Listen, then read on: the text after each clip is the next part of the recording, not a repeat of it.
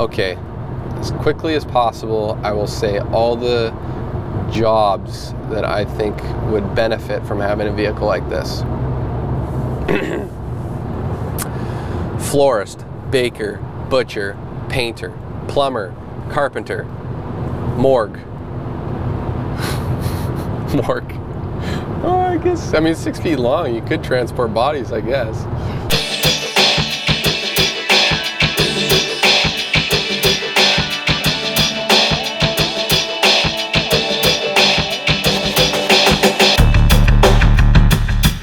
Alright, so here we are driving the 2015 Dodge Promaster City wagon.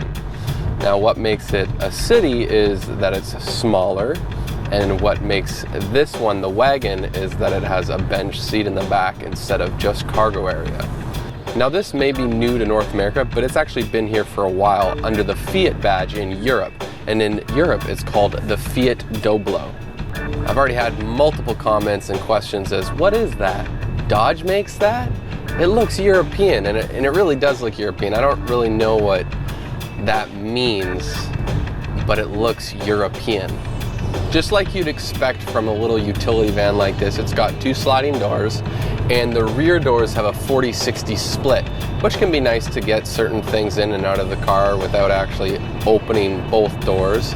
To me, this is the best of both worlds because you do have that bench for passengers, so you can fit 5 people in here, and then at a click of a couple buttons, you can flip those seats right up, and then you have a ton of cargo room for either your weekly carpentry job, or you have to move stuff around, or because you purchased this vehicle for that utilitarian use.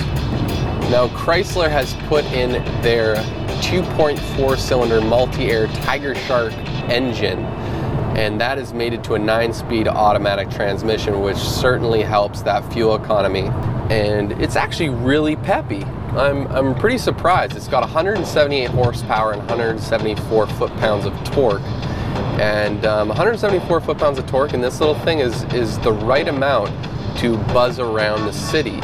Now they say without any cargo or with a light load, you can actually do 0 to 60 in under 10 seconds. Now if I was to compare this engine and this driving experience with the one that I had in the Ford Transit Connect, I would say this seems a lot more sturdy, less whiny. The engine noise is the biggest difference right off the bat. It definitely feels like a 4-cylinder, but just quiet, and it's steady and it's even. Fuel economy is the big one for this little guy, and that sits at 21 miles per gallon, or around 11.1 liters per 100 kilometers city, to 29 miles per gallon, or 8.1 liters per 100 kilometers highway. And I'm doing right in the middle at 25 miles per gallon, which is about 9.5 liters per 100 kilometers. So yeah, you give up interior space when you get a smaller vehicle like this, but if your work and for what you're looking for allows that to happen, then you'll definitely save a lot more money at the pump.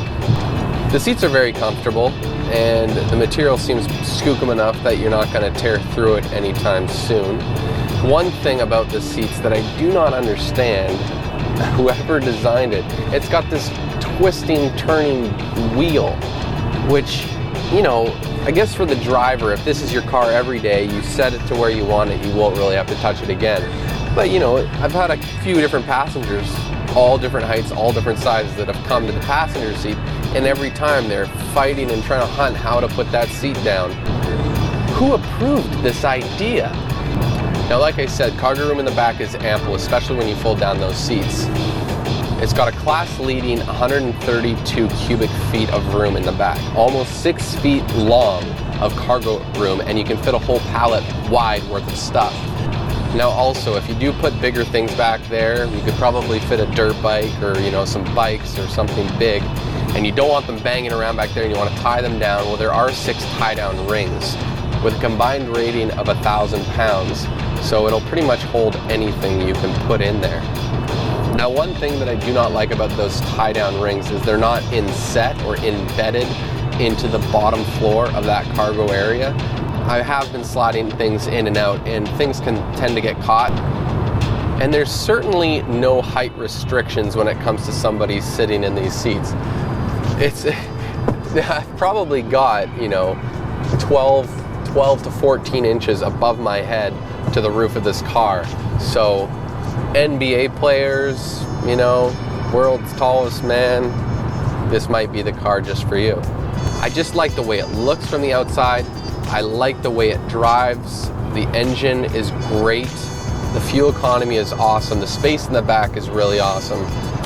I just think this is a really good package, other than, you know, a small thing here and there with the seat knobs, and, you know, maybe the infotainment system isn't amazing. But again, this is geared towards people that aren't necessarily going to be playing on that entertainment system all day.